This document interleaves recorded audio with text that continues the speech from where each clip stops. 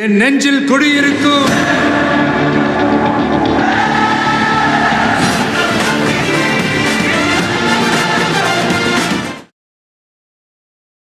திமுக அரசாங்கம் ஊழலுக்கு பெயர் போன அரசாங்கம், விஞ்ஞான ஊழலுக்கு பெயர் போன அரசாங்கம். இன்னைக்கு கிட்டத்தட்ட லேண்ட் வேல்யூக்கு ஈக்குவலாக பத்திரப்பதிவு சார்ஜஸ் கொடுக்குற அளவுக்கு ஒரு சில கிராமங்களில் குக்கிராமங்களில் வந்துருச்சு. உச்சபட்ச ஊழல் பத்திரப்பதிவு துறையில் தான் நடந்திருக்கும் அப்படின்னு சொல்லி 20,000 கோடி சொல்கிறார். சுற்றுலா செல்வதற்காக நாங்கள் பஸ்ஸில் கொள்முதல் பண்ண போகிறோம் அப்படின்னு சொல்லி அதற்கு ஒரு சில கோடிகள் எழுதியிருக்காங்க. ஆனால் அப்படிப்பட்ட பஸ்ஸிலே இல்லையா, எங்களுக்குன்னு வர்ற ஃபண்ட்ஸ் எங்களுக்கு கொடுக்காம எங்கள் தொகுதியினுடைய எம்எல்ஏ கையில் கொடுத்து தொகுதி கூட செலவழிக்க கொடுத்துட்றாங்க. இந்த சேகர் பாபு அவர்கள் இப்போ அங்கே போய் அங்கே நின்று நிற்கக்கூடிய பக்தர்களை திட்டுறாரு, ஏசுறாரு, கெட்டவார்த்தைப்பட்டு பேசுறாரு. அரசாங்கம் மானியம் கொடுக்கும்னு நம்பி இந்த மாதிரி வெயிட் பண்ணலாம், பேனல் போட்டு 1.5 லட்சம் பேர் வெயிட் பண்ணிட்டு இருக்காங்க. இந்த மானியம் வரல. இவ்வளவு தூரம் பண்ண திமுக இனிமேல் நமக்கு வேணுமா அப்படின்றதான் இன்னைக்கு ஒரு மிகப்பெரிய டாக்காக இருக்குது. எடப்பாடியார் அவர்கள் தரவுகள் இல்லாமல் ஒரு எதிர்க்கட்சி தலைவர் ஒரு கவர்னரை பார்த்து இந்த மாதிரி சும்மா ஒரு பேருக்கு இதெல்லாம் கொடுக்க முடியாது. அவங்க கூட தான் கூட்டணியில் பாஜக இருக்காங்க. ஸோ அவங்களுக்கு கண்டிப்பாக ஒரு எஸ்டிமேஷனாவது தெரியும். அனைத்து அதிமுக பாமக தொண்டர்களுக்கும் இது ஒரு மிகப்பெரிய செய்தி. ஏன்னா இவங்க 2 பேரும் இணைஞ்ச ஒரே ஒரு காரணத்தினால நமக்கு 60 தொகுதி ப்ளஸ்ஸாக மாறி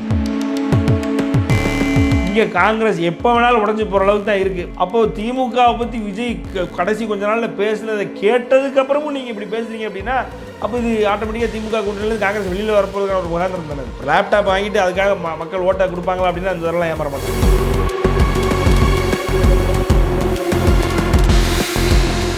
சார் வணக்கம். சார் வணக்கம் சார். எதிர்க்கட்சி தலைவர் எடப்பாடி பழனிசாமி அவர்கள் ஆளும் திமுக தரப்பு மேலே ஒரு பெரிய குற்றச்சாட்டை வச்சுருக்காரு. சுமார் அவங்க ஆட்சி பொறுப்பேற்ற 5 ஆண்டுகளுக்குள்ள 4 லட்சம் கோடி வரைக்கும் எல்லா துறைகளையும் ஊழல் பண்ணிக்கிறதா ஒரு குற்றச்சாட்டு வைக்கிறாரு. எந்த தரவுகளோட அடிப்படையில் இதை அவர் வைக்கிறதா நம்ம பார்க்கலாம்? உண்மையிலே ஊழல் நடந்திருக்கா எல்லா துறைகள்லையும்? இல்லை சார், எல்லா இலாக்காவும் இன்றைக்கி இடியினுடைய வளையத்தில் தான் இருக்குது. நேரு அவர்களுடைய இது வாட்டர் சப்ளை டிபார்ட்மெண்ட் அண்ட் ஊர வளர்ச்சித்துறையும் சரி, அதே நேரத்தில் நம்ம அவர் பேர் என்ன சக்கரபாணி ஐயா அவர்களுடைய டிபார்ட்மெண்ட்டும் சரி, உணவுத்துறை, வேளாண் துறையும் சரி, அதே நேரத்தில் பார்த்திங்க அப்படின்னா நம்ம அவருடைய குற்றச்சாட்டு பார்த்திங்க அப்படின்னா உதயநிதி அவர்களுடைய விளையாட்டுத்துறையும் இதில் இருக்குதுன்னு சொல்கிறாரு. ரெண்டாவது பார்த்திங்க அப்படின்னா பள்ளிக்கல்வித்துறை அன்பில் மகேஷ் பொய்யாமொழி அவர்களுடைய துறையும் உள்ளே இருக்குது அப்படின்னு சொல்கிறார். உயர்கல்வித்துறை ஏற்கனவே அவருடைய அமைச்சராக இருந்து இன்றைக்கி இப்போ வெளியில் இருக்கக்கூடிய இவர் பொன்முடி இருக்கார் இல்லையா, அவரும் ஈடியினுடைய வளையத்தில் தான் ஏறக்குறைய 11 அமைச்சர்கள் ஈடியினுடைய வளையத்தில் இருக்காங்க. ஸோ 11 அமைச்சர்களுக்கு 11 இலாக்காக்கள் இருக்கும். அந்த இலாக்காக்களை தான் அவங்க அந்த கையாடல் பண்ணியிருக்கிறாங்க. ஸோ அந்த கையாடலை மையப்படுத்தி தான் இன்றைக்கி இன்வெஸ்டிகேஷன் நடந்துகிட்டு இருக்குது. எல்லோரும் இன்றைக்கி ஈடிக்கு போயிட்டு வந்துக்கிட்டு தான் இருக்கிறாங்க.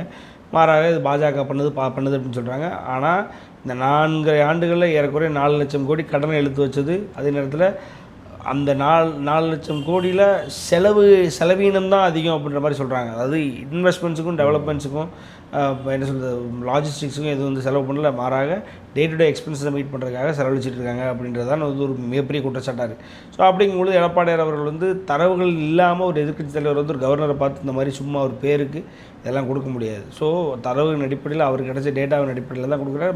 மாறாக அவங்க கூட தான் கூட்டணியில் பாஜக இருக்காங்க. ஸோ அவங்களுக்கு கண்டிப்பாக ஒரு எஸ்டிமேஷனாவது தெரியும். சரி, நீங்கள் இன்வெஸ்டிகேஷன் இனிஷியேட் பண்ணிங்கன்னா 1000 கோடின்னு சொன்னீங்கன்னா 1000 கோடி இவ்வளோ நடந்திருக்கோ இல்லையோ, 500 கோடியாக நடந்திருக்கும். அதுதான் அதன் அடிப்படையில் தான் போய் பேச முடியும். சும்மா நான் பாட்டுக்கு கொடுக்குறேன்னு சொல்ல முடியாது. அதில் இப்போ ஏறக்குறைய அனைத்து இலாக்கள் ஒரு 20 இலாக்காக்களுக்கு மேலே இருக்குது. இப்போ நம்ம லிஸ்ட்டுன்னு இருந்ததுன்னா லிஸ்ட்டில் மிக முக்கிய இலாக்கள்னு பார்த்தீங்கன்னா ஸோ லிஸ்ட்டுன்னு பார்த்தீங்கன்னா மெயினாக அவர் பள்ளிக்கல்வித்துறை 5000 கோடி சொல்கிறாரு. அப்புறம் சமூக நலத்துறை பார்த்தீங்கன்னா 4000 கோடி. அதே மாதிரி பால்வளத்துறையில் 250 கோடி. அது ஒவ்வொன்று எல்லா இலாக்காக்களும் இருக்குது. சுற்றுச்சூழல் வனத்துறை 750 கோடி. சுற்றுலாத்துறையே 250 கோடி ஊழல் பண்ணியிருக்கிறாங்க. ஏன்னா ஏறக்குறைய சுற்றுலா வளர்ச்சின்னே எதுவும் இல்லை. சுற்றுலா வளர்ச்சின்னு இல்லாமல் மாறாக சுற்றுலாவுக்கு வர்ற எக்ஸ்பென்சஸை எங்கேயாவது இன்வெஸ்ட் பண்ணி ஏதாவது புதுமையாக கொண்டு வந்திருக்காங்களா அப்படின்னு பார்த்தா ஒரு பேர் சொல்லக்கூடிய ஒரு 4 திட்டங்கள், அதுக்கும் கலைஞர் பேரை போட்டு இவர் திறந்தது தவிர பெரிய அளவில் இன்றைக்கி சுற்றுலான்றது சென்னையில் மட்டும் இல்லை, சென்னை மட்டும் மையப்படுத்தி இல்லை, இன்றைக்கி தமிழ்நாடு முழுக்க இருக்குது. தமிழ்நாடு முழுக்க மிகப்பெரிய என்ன சொல்கிறது ஒரு பூங்காக்கள் அமைச்சாங்களா, அப்படி இல்லைன்னா ஒரு சுற்றுலா பயணிகள் பார்க்கக்கூடிய அளவுக்கு ஏதாவது மானுமெண்ட்ஸ் ஏதாவது அமைச்சாங்களா, ஏதாவது பெயர் சொல்லக்கூடிய ஒரு திடல்கள் அமைச்சாங்களான்னா எதுவுமே இல்லை. இங்கே சென்னையை மையப்படுத்தி ஒரு பேருக்கு அவங்க கலைஞர் அவருடைய பேரை வச்சுட்டு 2-3 பூங்காக்களை தவிர வேறு எதுவுமே பண்ணல. ஸோ அதனால் வந்து சுற்றுலாத்துறை வந்து 250 கோடி கோட் பண்ணுறாரு. அப்புறம் ஆதிதிராவிட நலத்துறை வந்து 1000 கோடி. ஆதிதிராவிட நலத்துறையை பொறுத்த வரைக்கும் அவங்களுக்குன்னு தனி ஃபண்ட்ஸ் உண்டு, எல்லா கம்யூனிட்டிஸ்க்கு இல்லாமல் அவங்களுக்கும் தனி ஃபண்ட்ஸ். அந்த ஃபண்ட்ஸில் பார்த்திங்க அப்படின்னா ஏறக்குறை 1000 கோடி ஊழல். என்னென்னா அவங்களுக்குன்னு டெசிக்னேட்டட் ஃபண்ட்ஸை அவங்களுக்குன்னு பயன்படுத்தாமல் அந்த தொகுதிகளுக்கு எம்எல்ஏக்களுக்கு தேவைக்கு கொடுத்ததாக ஒரு குற்றச்சாட்டு வந்து ஆதிதிராவிடர்கள் என்னுடைய கூட்டமைப்பிலேருந்தே அது ஒரு எழுந்தது. எங்களுக்குன்னு வர்ற ஃபண்ட்ஸ் வந்து எங்களுக்கு கொடுக்காம எங்கள் தொகுதியினுடைய எம்எல்ஏ கையில் கொடுத்து தொகுதி பூரா செலவழிக்க கொடுத்துட்றாங்க அப்படின்னு சொல்லி சொல்கிறாங்க. அப்போ அதில் ஆட்டோமேட்டிக்காக தொகுதியினுடைய எம்எல்ஏக்கள் வந்து கையாடல் பண்ணியிருக்கலாம். ஸோ அதனால் அவர் எஸ்டிமேட் என்ன பண்ணுறாரு அப்படின்னா 1000 கோடி ஆதிதிராவிட நலத்துறையிலேருந்து பண்ணுறாங்க அப்படின்னு சொல்கிறாரு. அதுபோல் நெடுஞ்சாலைத்துறை இருக்கிறதுலே மிகப்பெரிய துறை, குறிப்பாக ஐயா எடப்பாடியார் அவர்கள் வந்து இதற்கு முன்னாடி ஹேண்டில் பண்ண ஒரு துறை. அந்த துறையில் அவருக்கு நூக்கன் கார்னர் தெரியும், அந்த துறையில் உள்ள அதிகாரிகள் எல்லாருமே அவருக்கு தெரியும். அதனால் அவர் என்ன சொல்கிறாருன்னா சாதாரணமாக 20,000 கோடி நடந்திருக்கும் அப்படின்னு சொல்லி சொல்கிறாரு. அறநிலைத்துறையில் 1000 கோடி. ஏன்னா அறநிலைத்துறையில் பார்த்திங்க அப்படின்னா இன்றைக்கி ஒரு ஆரம்பியர் பண்ணவர்கள் இருக்கும் பொழுது எம்ஜிஆர் அவர்களுடைய ஒரு ஆட்சியின் கீழ் ஏறக்குறைய எல்லா அறநிலைய ஸ்தலங்களும் வந்து புனரமைக்கப்பட்டு கும்பாபிஷேகம் நடந்தது.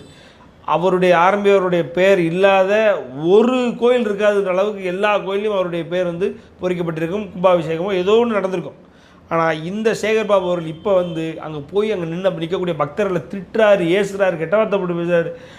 அதை தவிர அவர் ஏதாவது இங்கே அறநிலைத்துறை சார்ந்த அதிகாரிகளை வச்சோ இல்லை அவரோ ஏதாவது ஒரு முன்னெடுப்பு எடுத்து ஏதாவது ஒரு கோயிலை புனரமைச்சு ஏதாவது ஒரு கோயிலை நல்லது பண்ணாருன்னா பண்ணலை. மாறாக இங்கே திருப்பரங்குன்றம் போன்ற இஷ்யூவில் வந்து இந்துக்களினுடைய ஒரு அவங்களுடைய தேவையை அவங்களுடைய நம்பிக்கையை குறைக்கிற அளவுக்கு இவங்க அப்பீல் போகிறதாங்க. இப்போது ஹைகோர்ட் அப்பீல் என்ன, ஹைகோர்ட் என்ன வந்துருச்சு, இவங்க அப்பீல் பண்ண ஹைகோர்ட்டில் என்ன சொல்லிட்டாங்க அப்படின்னா திருப்பரங்குன்றத்தில் தீபம் ஏற்றலாம், எந்த தவறும் கிடையாது.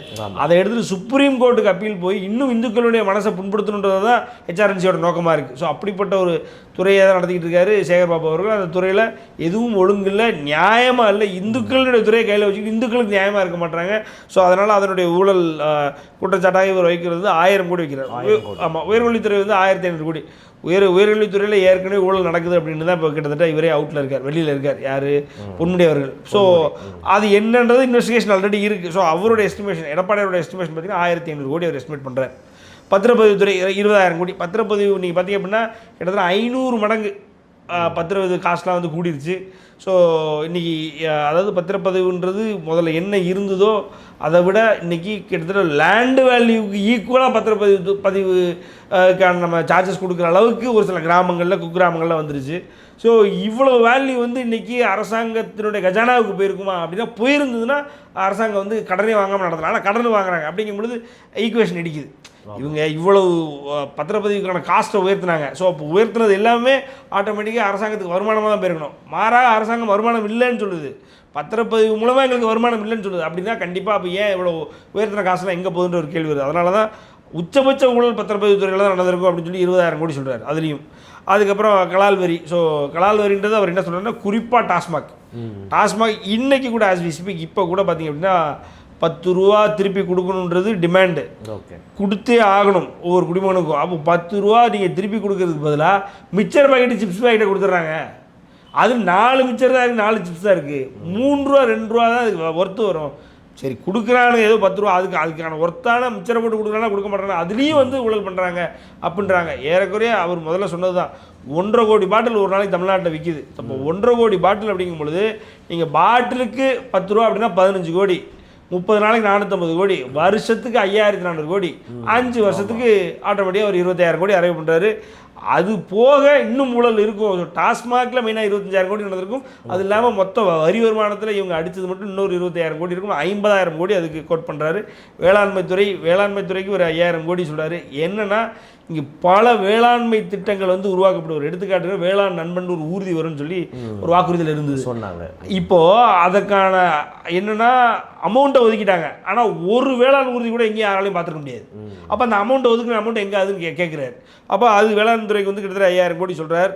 எரிசக்தி துறை வந்து ஃபியூல் கம்ப்ளீட்டாக பெட்ரோலியம் அண்ட் ஃபியூல் டிபார்ட்மெண்ட் வந்து 55,000 கோடின்றாரு. ஏன்னா இவங்க பெட்ரோல் விலையை குறைக்க போகிறோம், டீசல் விலையை குறைக்க போகிறோம், மொத்த ஃபியூலிங் சார்ஜஸ் எல்லாம் கம்மி பண்ணுவோம் எல்லா வகையிலும் அப்படின்னு சொல்லி சோலாருக்கு மானியம் கொடுக்குறோம் அப்படின்ற மாதிரி சொல்லியிருக்காங்க. சோலார் வந்து இது வந்து டேட்டா என்னென்னா 1.5 லட்சம் கோடி பேர் வந்து இந்த சோலாருக்கு அரசாங்கம் மத்திய அரசாங்க மானியம் வேறு, மாநில அரசாங்க மானியம் வேறு, மாநில அரசாங்கத்தினுடைய மானியம் கிடைக்காம 1.5 லட்சம் பேர் வெயிட் பண்ணுறாங்க. ஆனால் அவங்க இந்த அரசாங்கம் மானியம் கொடுக்குன்னு நம்பி இந்த மாதிரி வீட்டு மேனெல்லாம் பேனல் போட்டு உட்காந்து வெயிட் பண்ணிட்டு இருக்காங்க. இந்த மானியம் வரல. ஸோ இப்போ அது ஃபுல்லாமே வந்து அவர் என்ன நினைக்கிறார் அப்படின்னா, அதுவும் ஊழல் தான் நடந்திருக்கும். மக்கள் நலவாழ்வுத்துறை ஒரு 5000 கோடி, அதுக்கப்புறம் தொழில்துறை ஒரு 8000 கோடி. தொழில்துறையில் பார்த்திங்க அப்படின்னா எல்லாத்துக்கும் செலவினம் தான். அங்கே போயிருக்கு, இந்த கம்பெனி வருது, அந்த கம்பெனி வருது, ஜெர்மனிலேருந்து கம்பெனிஸ் வருது, அண்ட் ஃப்ரான்ஸ்லேருந்து கம்பெனிஸ் வருதுன்னு சொல்கிறாங்களே. இப்போ அதற்கான நிதிகள், அதாவது செலவினங்களை காட்டுறாங்களே ஒழிய அந்த கம்பெனிலாம் இங்கே வந்துதா, அதன் மூலமா வருமானம் ப்ரொடக்ஷன் ஸ்டார்ட் பண்ணாங்களா, அதன் மூலமா வருமானம் வந்தா, ரெவன்யூ வந்தானா இல்லை. ஸோ அதனால் அது ஒரு 8000 கோடி சொல்கிறாரு. கனிம வளத்துறை ஒரு 60,000 கோடி சொல்கிறார். ஊரக வளர்ச்சித்துறை 60,000, நேருவினுடைய ஊரக வளர்ச்சி 60,000 கோடி, நகராட்சி நிர்வாகத்துறை அதுவும் 64,000 கோடி. ஸோ இப்படி அடுக்கடுக்கான குற்றச்சாட்டுகளை உண்மையாக டேட்டாவோட இன்றைக்கி எடுத்துக்கொண்டு போய், ஏன்னா இப்போ சும்மா இப்போ நான் சொன்னது பூரா ஒரு பேப்பரில் எழுதி கொண்டு போய் நீங்கள் வந்து கவர்னர்கிட்ட கொடுக்க முடியாது. இந்த குற்றச்சாட்டை எதன் அடிப்படையில் வைக்கிறீங்க அப்படிங்கும்போது ஆட்டோமேட்டிக்காக அதுக்கு சப்ஸ்டான்ஷியேட் பண்ணுறதுக்கான டாக்குமெண்ட்ஸ் கொடுக்கணும் அவர். ஸோ அப்படி இல்லைன்னா சப்ஸ்டான்ஷியேட் பண்ணுறதுக்கான தரவுகளையாவது அட்லீஸ்ட் வந்து அதை வந்து ஒரு புக்லெட் மாதிரி போட்டு கொடுக்கணும். அதுதான் அவர் பண்ணியிருக்க முடியும். ஸோ அப்படிங்கும் பொழுது இதை வந்து எடுத்துக்கிட்டு இதை வந்து ஆட்டோமேட்டிக்காக வந்து, ஏன்னா கவர்னருடைய எக்ஸிக்யூட்டிவ் பவர்ஸை யூஸ் பண்ணி அவர் இடிக்கோ அப்படி இல்லைன்னா சிபிஐக்கோ தகவல் கொடுத்து இது என்ன இவ்வளோ நடந்திருக்கா என்னன்ற ஒரு குற்றப்பத்திரிகை தாக்கல் செய்கிற அளவுக்கு இதை வந்து உண்டு பண்ணுறதுக்கான எல்லா பவர்ஸும் கவர்னர் அவர்கள்ட்ட இருக்குது.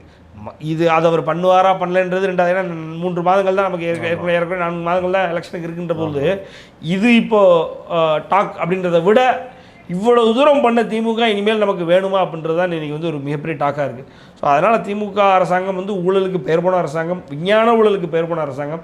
எந்த ஒரு தவறு பண்ணாலும், ஒரு எடுத்துக்காட்டுக்கு பார்த்திங்கன்னா பள்ளிகளில் வேலை பார்க்கக்கூடிய ஆசிரியர்களும் பள்ளி குழந்தைகளும் சேர்ந்து சுற்றுலா செல்வதற்காக நாங்கள் பஸ்ஸுகளை கொள்முதல் பண்ண போகிறோம் அப்படின்னு சொல்லி அதற்கு ஒரு சில கோடிகள் எழுதியிருக்காங்க.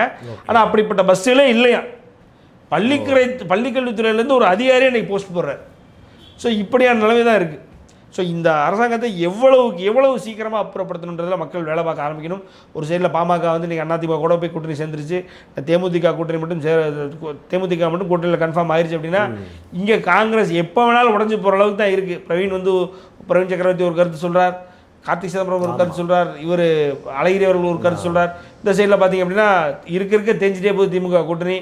ஸோ அதனால் வந்து இன்றைக்கி அதிமுக மிகப்பெரிய சக்தி வாய்ந்த ஒரு என்டிஏ கூட்டணிக்குள்ளே அதிமுகவுடைய தலைமையில் கீழே அந்த கூட்டணி எங்கே போகுது. ஸோ அதிமுகவுடைய அந்த எடப்பாடியார் அவர்களை சிஎம் ஆக்கிறதுக்கு என்னென்ன வழி இருக்கோ அதை பார்க்கணும் மக்கள் அப்படின்றத ஒரு வேண்டிக்கை. இப்போ அன்புமணி ராமதாஸ் அவர்கள் இணைஞ்சிருக்காரு அதிமுகவோட கூட்டணிக்குள்ளே. பட் ஆனால் ராமதாஸ் அவங்களோட தகப்பன் ராமதாஸ் வந்து இல்லை கட்சி என்னோட தான் அப்படின்ட்டு கிளைமும் பண்ணிட்டு இருக்காரு. அந்த சலசலப்பு நம்ம இருக்கிறத வந்து பார்த்துருப்போம். இப்போ அடுத்த கட்ட டிசிஷன் எப்படி போகும்னு நினைக்கிறீங்க? இல்லை கூட்டணி என்ன பலம் வந்து இல்லை கூட்டணி அதிமுக பலம் என்ன சார்? அதாவது 2024 எலெக்ஷன் எடுத்துக்கிட்டீங்க அப்படின்னா கிட்டத்தட்ட ஒரு வடக்கு மாவட்டங்களை சேர்ந்த ஒரு 80 தொகுதிகளில் சார் இவங்க என்டிஏ கூட்டணிக்குள்ளே போயிட்டாங்க. யார்? பாமக என்டிஏ கூட்டணிக்குள்ளே போயிட்டு அதிமுக தனியாக கூட்டணி விட்டு வெளியில் வந்ததுனால எனக்கு ஒரு 80 தொகுதிகள், ஆனால் சொல்ல சட்டமன்ற தொகுதிகளில் பாராளுமன்ற தொகுதிகளுக்குள்ளே இருக்கக்கூடிய சட்டமன்ற தொகுதிகள் 80 தொகுதிகளில் வெற்றி வாய்ப்பை அதிமுக இழந்திருக்கிறது. அதான் உண்மை. இன்றைக்கி அது 15 தொகுதிகளாக மாறும். கிட்டத்தட்ட 60லேருந்து 70 தொகுதிகள் வந்து இந்த பாமக அதிமுக கூட்டணி மட்டும் வெற்றி வாய்ப்பை அதிகமாக, நான் சொல்கிறது எல்லாத்தையும் ஜெயிக்குன்னு சொல்லலை, அது பிளண்ட்டாக சொல்லலை, ஆனால் ஒரு 60லேருந்து 70 தொகுதிகள் வந்து ஈஸியாக வின் பண்ணக்கூடிய எல்லா முகாந்திரமும் இந்த இரு கட்சியினும், அதாவது பாமகவும் அதிமுகவும் இணைவதற்கு மட்டுமே இவ்வளவு நாள் எதிர்பார்த்து கொண்டிருந்த அனைத்து அதிமுக பாமக தொண்டர்களுக்கும் இது ஒரு மிகப்பெரிய செய்தி. ஏன்னா இவங்க 2 பேரும் இணைஞ்ச ஒரே ஒரு காரணத்தினால நமக்கு 60 தொகுதி ப்ளஸ்ஸாக மாறிடும் குறைந்தபட்சம். இது அதிமுகவுக்கு ஒரு ப்ளஸ்ஸு, என்டிஏ கூட்டணிக்கே இது ஒரு ப்ளஸ்ஸு. ஏன்னா பாஜக வேலை பார்க்குற ஒரு இடத்துல இன்றைக்கி பாமகக்காரன் வேலை பார்க்க போகிறான், இன்றைக்கி அதிமுகக்காரன் வேலை பார்க்க போகிறான், அதே மாதிரி தேமுதிக வந்துட்டு அவனும் வேலை பார்க்க போகிறான். அப்படிங்கும்பொழுது ஒரு மிகப்பெரிய பலம் வாய்ந்த ஒரு கூட்டணியாக மாறிவிடும். இதில் எல்லா கட்சியிலும் உள்கட்சி பூசல் இருக்குது. இப்போ காங்கிரஸ் 4 பக்கமாக பிரிஞ்சு ஓடுது. செல்வ பிறந்த என்ன சொல்கிறாரு? எங்களுக்கு கூட்டணி வேணா, அதிகாரம் வேணா, எங்களுக்கு சீட்டே கொடுக்க வேணா, எங்களை சும்மா வச்சுக்கோங்கன்றாரு. அவர் அந்தளவு அவர் பேசிக்கிட்டு இருக்காரு. பிரவீன் என்ன சொல்கிறாரு? ஆட்சி அதிகாரத்தில் பங்கு, அதே நேரத்தில் கேட்குற தொகுதியை கொடுக்கணும், இல்லைன்னா எங்களுக்கு ஒன்றும் அவசியம் இல்லை, விஜய் மிகப்பெரிய சக்தியாக வளர்ந்துருக்காரு, அவர் அப்படி பேசிக்கிட்டு இருக்காரு. விஜய் போய் பார்த்துருக்காரு. அழகிரி என்ன சொல்கிறாரு? விஜய்க்கு சென்சார் சர்டிஃபிகேட் கொடுக்கலாம், பாஜக அரசாங்கத்தையே நான் வந்து ஆட்டம் காண வச்சுருன்ற அளவுக்கு அவர் பேசுகிறார். ஏதோ விஜய் படத்தையே பார்த்து இவர் வளர்ந்த அளவுக்கு விஜய்க்கு இருக்கிற அணில்களே ஒரு பெரிய அணில் மாதிரி இவர் பேசிக்கிட்டு இருக்காரு. நீங்கள் இருக்கிறது பூரா திமுக, இருக்கிற திமுக கூட்டணி, உங்கள் ஓனர் திமுக, அப்போது திமுகவை பற்றி விஜய் கடைசி கொஞ்ச நாளில் பேசுனதை கேட்டதுக்கப்புறமும் நீங்கள் இப்படி பேசுகிறீங்க அப்படின்னா அப்போ இது ஆட்டோமேட்டிக்காக திமுக கூட்டணியிலேருந்து காங்கிரஸ் வெளியில் வரப்போகிறதுக்கான ஒரு முகாந்திரம் தானே அது. ஸோ அதனால் வந்து காங்கிரஸ் எவ்வளோ சீக்கிரமாக வெளியில் வர முடியுமோ அவ்வளோ சீக்கிரமாக வெளியில் வரதுக்கான வேலைகள் எல்லாத்தையும் பார்த்துக்கிட்டு இருக்காங்க. ஸோ அப்படின்றதால திமுக அங்கே வலுவிழந்து போயிட்டுருக்கு. இங்கே என்டிஏ கூட்டணி மிக ஸ்ட்ராங்காக வந்துக்கிட்டு இருக்குன்றதுனால என்டிஏ கூட்டணிக்கு it be easy win sir. இந்த ரொம்ப ஈஸியாக வின் பண்ணி எடப்பாடி அவர்கள் சிஎம் ஆயிடுவார் அப்படின்றது தான் ஒரு கருத்தாக இருக்குது. ஆமாம், இப்போ இறுதியாக வந்து சார் இந்த லேப்டாப்புகள்லாம் விநியோகம் பண்ணியிருக்காங்க திமுக தரப்புலேருந்து மாணவர்களுக்காக, கல்லூரி மாணவர்களுக்காக குறிப்பாக. ஸோ அவங்க என்ன கிளைம் பண்ணுறாங்கன்னா, நிறைய போஸ்டெல்லாம் பார்க்க வந்து முடிஞ்சது அவங்க ஐடி விங் தரப்பில். இதுதான் பெரிய வந்து சாதனை, இத்தனை லட்சங்கள் கொடுத்துருக்கோம், நல்ல ரேம்லலாம் நாங்கள் வந்து கொடுத்துருக்கோம், இதுதான் இப்போ மாணவர்களுக்கு தேவை அப்படின்னு ஒரு விஷயம் கிளைம் பண்ணுறாங்க. இதை நம்ம அப்படியே ஜெயலலிதா அம்மையார் அவர்கள் கொடுத்த காலகட்டத்தோடு ஒப்பிட்டு வந்து பார்த்தா எது மிகப்பெரிய அளவில் மாணவர்களுக்கு உதவி இருக்கிறதா நம்ம வந்து 54 லட்சம் மாணவர்கள் கொடுத்தாங்க சார். 54 லட்சம் மாணவர்கள் கொடுத்தாங்க. இவங்க இப்போ 10 லட்சம் மாணவர்கள் கொடுக்க போகிறாங்க. கொடுப்பாங்களா என்னட்டு தெரியாது. கொடுக்க ஆரம்பிச்சிட்டாங்க. ஒரு சலசலப்பை உண்டு பண்ணிட்டாங்க. ஒரு சலசலப்பை உண்டு பண்ணி எது இவங்களுக்கு பொட்டன்ஷியலாக இருக்கிற தொகுதிகளோ அந்த தொகுதிகளை பார்த்து அதை வந்து ஃபேஸ் 1 வச்சு கொடுத்துட்டு இருக்காங்க சார். ஓகே. இன்னொன்று, செமஸ்டரே முடிஞ்சிருச்சு, காலேஜே முடிய போகுது, இப்போ கொடுத்து என்ன ஆக போகுது புரியல. ஃபைனல் இயருக்கு மட்டும்தான் கொடுக்க போகிறாங்க, மாணவர்கள் கிடையாது. பள்ளி மாணவர்கள் கிடையாது. கல்லூரி மாணவர்களையும் first year second year third year கிடையாது. அது first year second year third இயர்ன்றதை விட ஃபைனல் செமஸ்டர்ஸில் ஃபைனல் இயரில் இருக்கவங்களுக்கு மட்டும் தான் கொடுக்க போகிறாங்க. அவங்க எல்லோரும் என்ன கேட்குறாங்கன்னா, நாங்கள் படிக்க ஆரம்பிக்கும் போது கொடுக்காம நாங்கள் படித்து முடித்து செமஸ்டர் எழுதி கிட்டத்தட்ட ப்ராஜெக்ட் முடிச்சு இப்போ கொடுத்து என்ன ஆகுதுன்னு அவங்க கேட்குறாங்க. இது நோக்கமே தவறாக இருக்கல சார். இப்போ போன வருஷம் நீ ஒரு கடைசி ஃபைனல் இயருக்கு நீ உள்ளே போக போகிற அப்படின்னா நான் கொடுத்தேன் அப்படின்னா ஃபைனல் இயரில் உனக்கான தேவை இருக்கும், ப்ராஜெக்ட் இருக்கும், நீ அடுத்த லெவலில் இருக்கும், என்ன எதுன்றது தெரிகிறக்கா நான் கொடுக்குறேன். ஃபைனல் இயரே நான் முடிக்க போகிறேன். முடிக்க போனதுக்கு நான் ஏதாவது கம்பெனியில் போய் வேலை, கம்பெனியில் போனவொடனே முதல்ல லேப்டாப்பில் தான் கையில் கொடுப்பான். ஏன்னா அவன் கம்பெனி வேலையில் வாங்குறக்கா லேப்டாப் கையில் கொடுப்பான். இப்போ எனக்கு லேப்டாப்பு தேவையில்லை சார். இது அஜெண்டாவே அவன் ஜெயிக்கணுன்றதுக்கு ஒரே குறி. அந்த குறிக்காக திமுகவினர் வந்து எப்பயுமே பண்ணுற மாதிரி அந்த குறிக்காக ஒன்றும் இல்லை. பொங்கல் 3000 ரூபா பொங்கல் தொகுப்போட கொடுக்குறாங்க. ஆமாம், பொங்கல் 4 வருஷமாக பொங்கல் வரலையா, இந்த வருஷம் மட்டும் எதுக்கு 3000? எதுக்கு சார்? எலெக்ஷன், அவ்வளோதான். வேறு எதுவுமே குறி கிடையாது சார். மாணவர்களை ஏமாற்றணும். கல்லூரி மாணவர்கள் எல்லாருமே ஓட்டு போடக்கூடிய வயசு உள்ளவங்க. அவங்களையும் ஒரு சில பேர் வந்து இங்கே அங்கே ஒரு சில பேர் சீமானுக்கும், ஒரு சில பேர் என்ன சொல்கிறது, விடுதலை சிறுத்தைகளுக்கும், ஒரு விஜய் அவர்களுக்கும் போடணும்னு சுற்றுறாங்க. லேப்டாப்பை கொடுத்தா நமக்கு போட்டுருவாங்க அப்படின்னு ஃபுல்லாக ஸ்டிக்கர் எங்கெங்கெல்லாம் ஒட்ட முடியுமோ, ஸ்க்ரீன் சேவர் கொண்டு எல்லாத்தையும் வச்சு, ஸ்க்ரீன் சேவர் பேக்ரவுண்டு எல்லாத்தையும் ஸ்டாலின் படம், ஸ்டாலின் ஐயா படத்தையும் வச்சு கம்ப்ளீட்டாக அவங்கள ஏமாத்திலாம் நினச்சிக்கிறேன். ஆனால் அந்த பசங்க எவ்வளோ உஷார் அப்படின்னா, இனிமேல் நாங்கள் என்ன பண்ண போகிறோம், இதில் ஃபுல்லாக வீடியோவும் யூடியூப்பும் இதுதான் பார்க்க போகிறோம் அப்படின்னு சொல்லி அவனுக்கு போட்டுட்ருக்காங்க. இனிமேல் எங்களுக்கு தேவையே இல்லைன்னு சொல்கிறாங்க. ஸோ தேவையே இல்லாத ஒரு திட்டத்துக்காக ஏறக்குறைய பலாயிரம் கோடி செலவழிக்கும் போது ஸ்டாலின் அரசாங்கம். அம்மா அவர்கள் வந்து ஏறக்குறைய அனைவருக்கும், குறிப்பாக 11th 12th படித்து காலேஜுக்கு நீ எக்ஸாம்ஸ் எழுதணுன்னா அதுக்கும் யூஸ் பண்ணிக்கோ, காலேஜ்லேருந்து வேலை கிடைக்கணும்னா அதுக்கும் யூஸ் பண்ணிக்கோ அப்படின்னு எல்லா government aided, government schools and colleges எல்லாத்துக்கும், அதே நேரத்தில் ப்ரைவேட்டில் ஒரு சில பிரிவினருக்கு, SC ST பிரிவினர், முதல் தலைமுறை படிக்கிறவங்க எல்லாருக்கும் கொடுத்தாங்க. 54 லட்சம் பேர் எங்கே இருக்குது, 10 லட்சம் பேர் எங்கே இருக்குது. அந்த 10 லட்சம் பேருக்கு கொடுக்க முடியாது, 2 லட்சம் பேருக்கு இவங்க லேப்டாப் கொடுக்குறதே பெருசு. இப்போ இதில் யோசிங்க, 10,000 கோடி 10 லட்சம் பேருக்கு போட்டிருக்காங்க. 10 லட்சம் பேர் கொடுக்க முடியல, மீதி அமௌண்ட்டு சுவாங்க. அவ்வளோதான். இதுதான் நடந்துக்கிட்டு இருக்குது திமுக அரசாங்கத்தில். அதனால் இதெல்லாம் மக்களுக்கு தெரியும். ஒரு லேப்டாப் வாங்கிட்டு அதுக்காக மக்கள் ஓட்டை கொடுப்பாங்களா அப்படின்னா அந்த இதெல்லாம் ஏமாற மாட்டாங்க. நேரத்துக்கு ரொம்ப நன்றி சார். என் நெஞ்சில் குடியிருக்கும்